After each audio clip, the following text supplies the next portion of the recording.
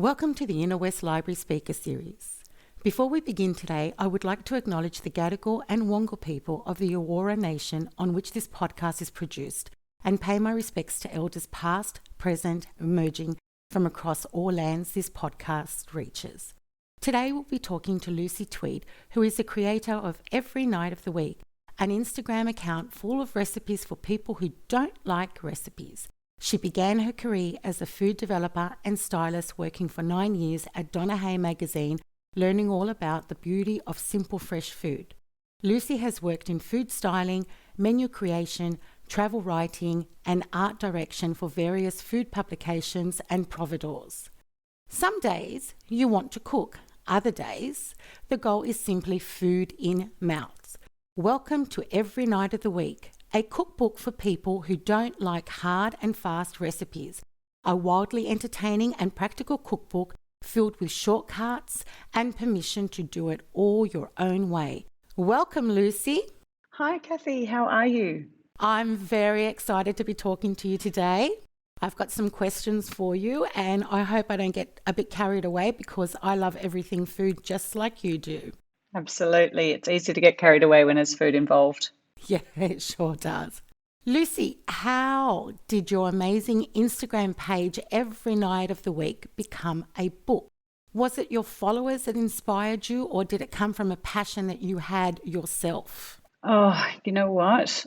Much like the Instagram feed itself, the book was a natural evolution of simply an idea, a space to post-it note my favorite recipes and tips and tricks that I'd gathered along the way as I worked with an incredible amount of chefs and food writers and food developers in the food media industry. So when the Instagram account garnered enough attention and the community grew, which I feel like it is more of a community than me and a bunch of followers, when the community grew to such a number that we were chatting constantly and there was this mutual sharing of ideas and, deliciousness and love of food.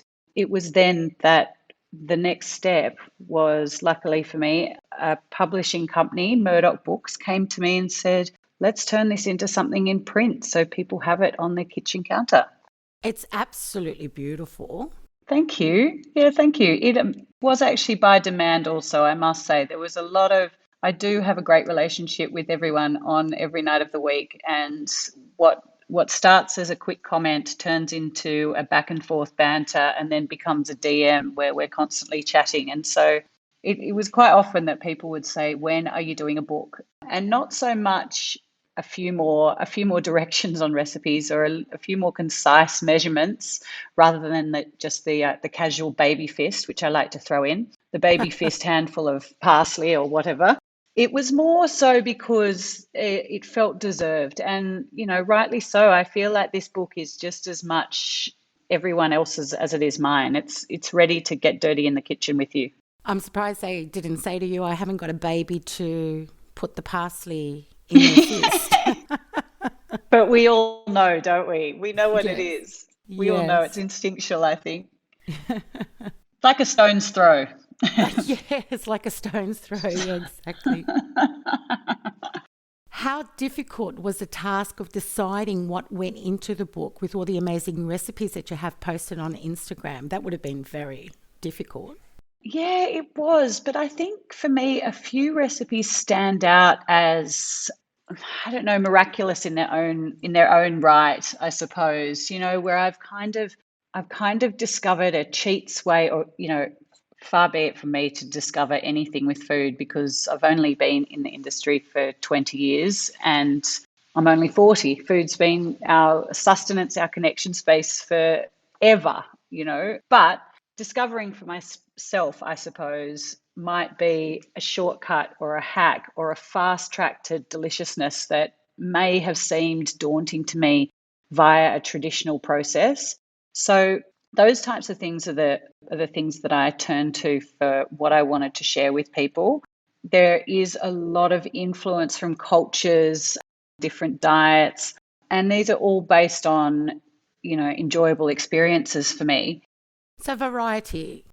Yeah, it's a big variety, but it wasn't actually that hard. I mean, of course, I went into the back end of Instagram and saw what was the most liked and checked out whether or not it was my tongue in cheek commentary or whether it was actually the recipe itself. And a lot of a lot of that Instagram kind of the every night of the week community, shouted back, I want this, I need more of this. Can you do a few more of these? So it was quite a communal effort when it came to working out what was in there. And plus I got to add in a few extra things that I was just craving to make again. Yeah. Has food always been a passion for you, or was it embedded in you as it was with me too from a younger age?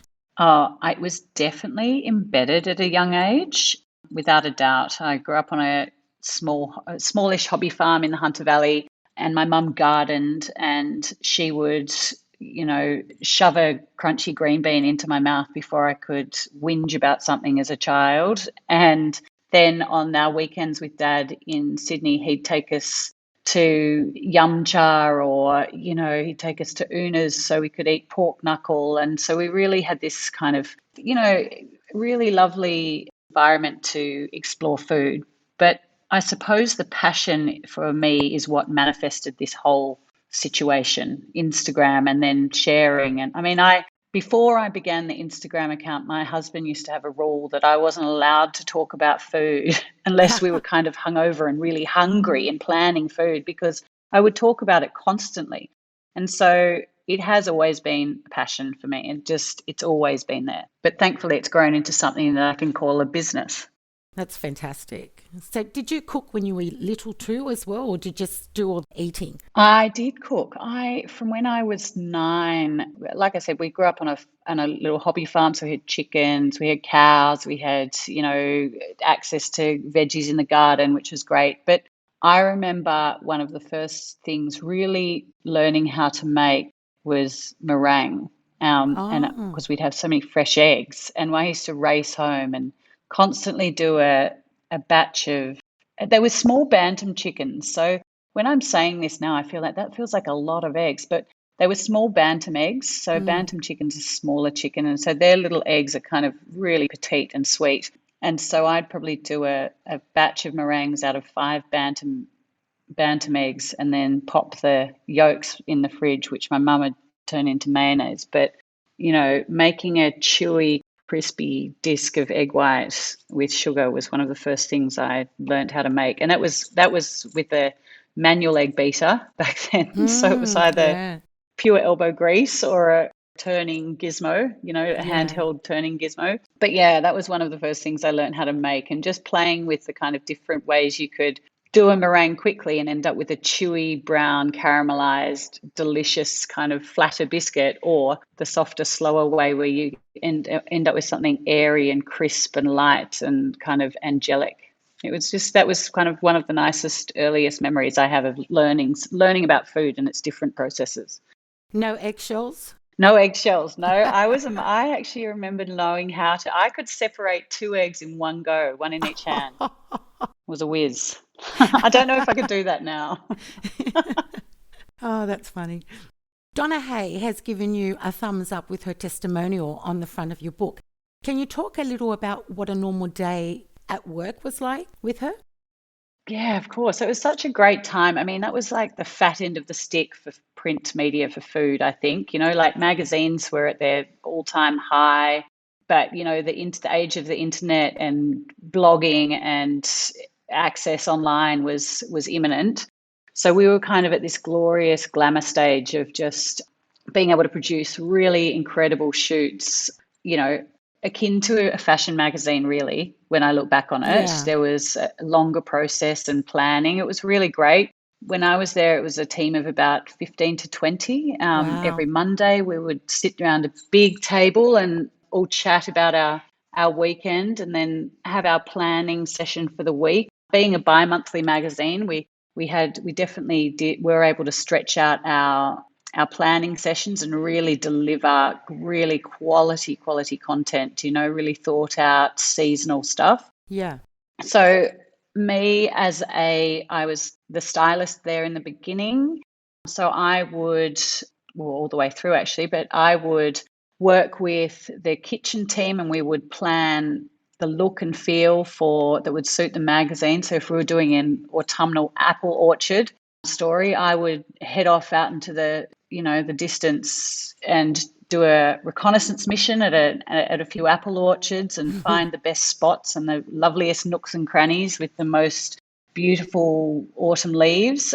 And then I'd set about my hunting mission to find, all the kind of props and bits and pieces that were gloriously antiqued and aged and Yeah. perfect for the scenario, whatever we were doing, which was such a fun time too, because nowadays there's such a time constraint when it comes to producing a photo shoot that it's really a quick turnaround. And there's some fantastic prop houses in Sydney now that, sustains this kind of Yeah.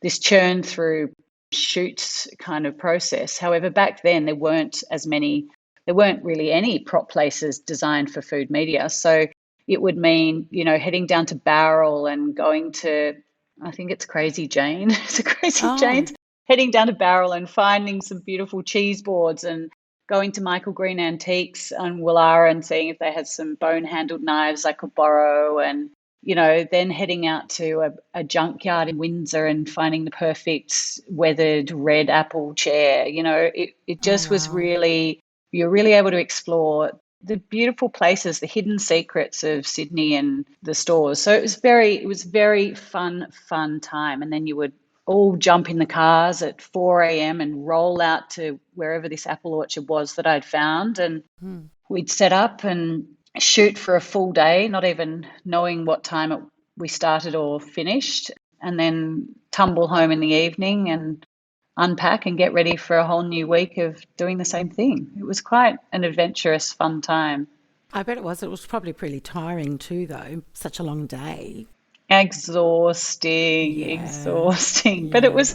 it's that kind of stuff like, I don't know, it's that kind of thing when there's an energy around any kind of event, you just, you brace for it and your own personal adrenaline kicks in. And then if you're with the right team and you can manage to laugh and find humor and beauty or just enjoyment in the simplest little moments along the way, they end up becoming, just ends up becoming fuel for the next one. I mean, but some Yeah. of my happiest working years would have been at Donna Hay magazine. The best memories, I began there about, I think I was just 21, Wow. left 9 years later. So that's like a lovely big chunk of my Yes. maturing into Yeah. adulthood, and a really great fun time where, you're invincible anyway, being in your mid 20s. Yes, that's right. It was just roll in and out. You could you'd roll off a location shoot exhausted and go to a bar. That's how it goes.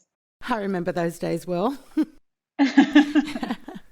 Can you talk about your cleverly designed chapters in your cookbook and how they're specifically suited to every night of the week? How did you strategically place recipes on particular nights?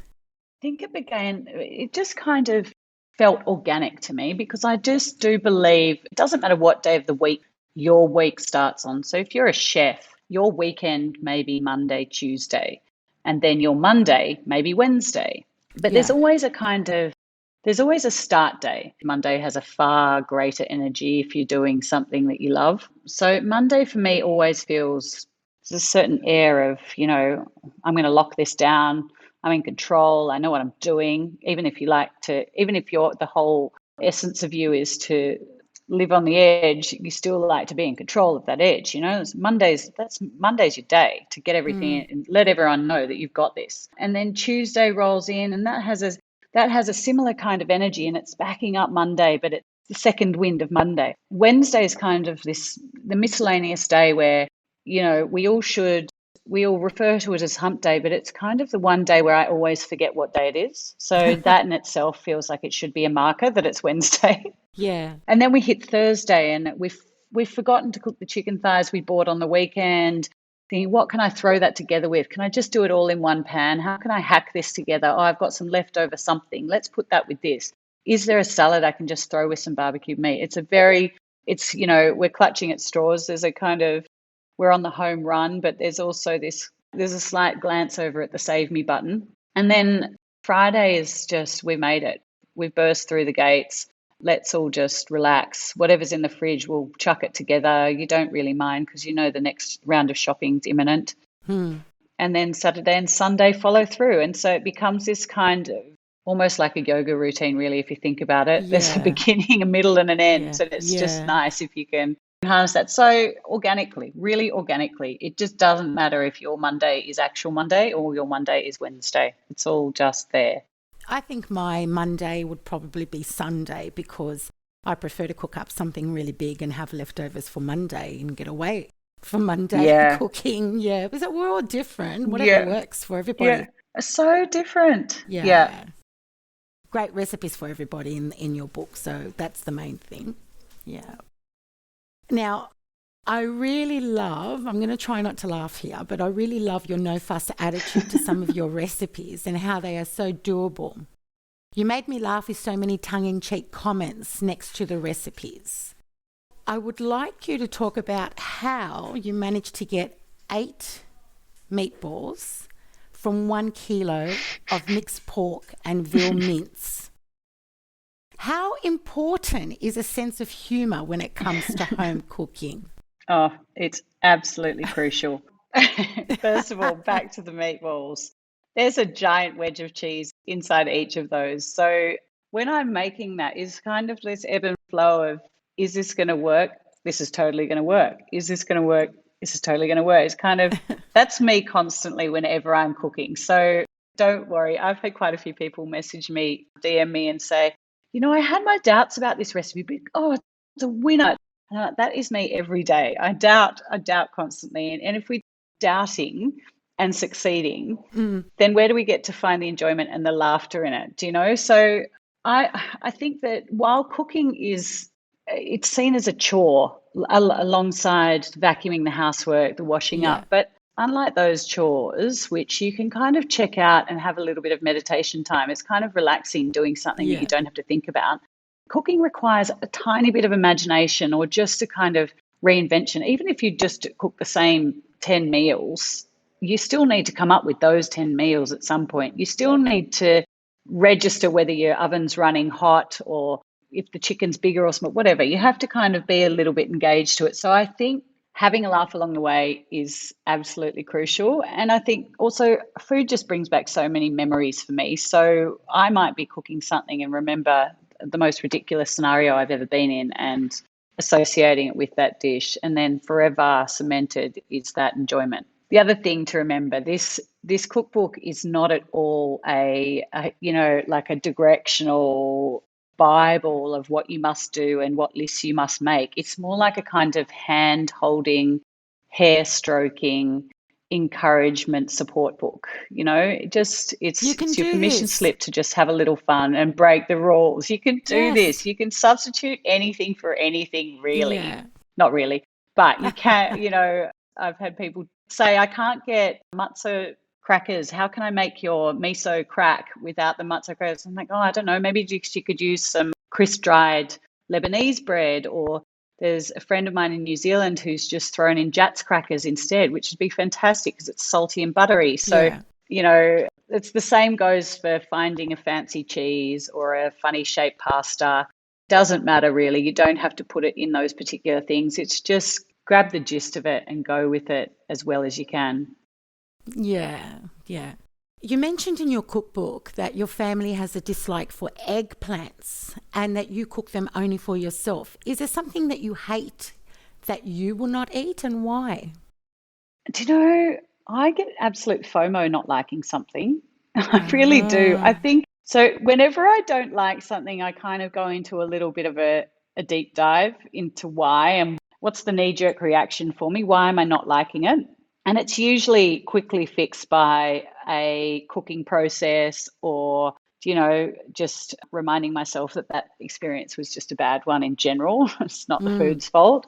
Although there's one thing that I haven't quite got my head around, and it was a couple of years ago. It kind of flared up and became popular for a second, and people seem to be bringing it out of their lunchbox all the time. And it's this dish, and it's this thing called natto, and it's a Japanese fermented soybean thing that is covered in this super sticky, stringy, stretchy, and it's just the oddest thing. And I know it must have such a wonderful thing. I think when ferments were really becoming massive, that's when it kind of popped up. Yeah. Anyway, it's the strangest thing, but it reminds me, and this is going to sound so vulgar, No, that's but all it right. reminds me of when someone sneezes next to Oh, you no. and you can smell their spit. And that's the smell that I can smell when I smell natto. And it just kind of it reminds me of some snotty kid that I Oh, no. knew in primary school who was really spitty or something. I can't get my head around. Maybe one day, but I feel like I'm enjoying so many foods at the moment. I think maybe when we get to travel again and and I can eat natto in its place of origin in Japan, it's a memory thing. I'm Yeah. relating a dish to a memory I have of some snotty kid. So maybe if I go to Japan and create a different memory. Either that or be starving. Yeah, or starving. Exactly. Yeah. So yeah, there's not many. And if I don't, I like to go on a little bit of a deep dive and try and find a way. That happened for me for pate. I've done it with oysters, mushrooms. I did it when I was really young.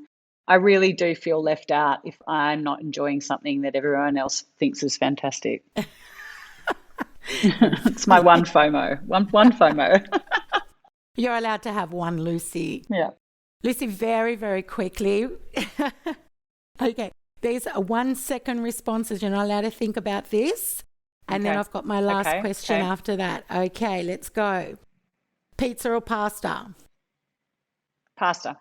You're taking too long there, Lucy. Less than 1 second, I should have I said. said pasta. I said pasta. I know I said pasta, but I think you were still speaking. Sorry, I said it so fast. It was pasta. I'll wait till you finish before I answer because I could already tell you were going to say pasta and I jumped the gun and said it over you, but pasta. I'm not editing this part out. I'm leaving it in. Chocolate cake or cheesecake? I want to say cheese, but I know that's not the right answer because it's not on there. I'm going to say chocolate cake because it can be moist and just delicious and nutty, like a chocolate thing in my book. Chicken or lamb? Chicken. Greek or Italian? Italian. Soup or stew? Oh, soup for life. Oysters or prawns? Prawns. There's a hard one now. Bubbles or wine? Oh, that is hard. I'm going to say bubbles because, we're heading into summer fun and I want Yeah. fun. I think we deserve it. Lucy, my last question. What are you reading at the moment? Do you have any favourite fiction books that incorporate the joy of cooking and escapism? Or are there any other genres that you're enjoying at the moment? Okay, well, it's a good question. As a mum of three, I work full time and then have this every night of the week side hustle. There's not much time for reading except for, flash in the pan before my eyes close at night. However, in terms of fiction and food, I'm reading a lovely series of books to my children by Andrew Levins, and it's based on a child named Nelson who doesn't like particular vegetables. And it's kind of this fun little take on whether, like vegetables giving you superpowers and yada yada. So it's like Nelson pumpkins and aliens, Nelson broccoli and spies, Nelson eggplants and dinosaurs. So it's quite fun and it's worth having a go, especially if you've got kids that are really have a hate. And I've got to get the eggplants into my entire family, so that's Yes. definitely on the hit list. But on my bedside table at the moment is Lost Flowers of Alice Hart by Holly Ringland. Absolutely addictively, beautifully written. But the thing I'm taking away from it, and it's got so much to do with the current times, aside from the story, is that right now, this whole kind of time capsule of COVID has kind of put us in this place of real oppression and frustration and anger and despair Yeah. on so many levels, whether it be emotional, physical, financial. It's just heavy. It's there, and confusion. We don't know what's going on. That's right.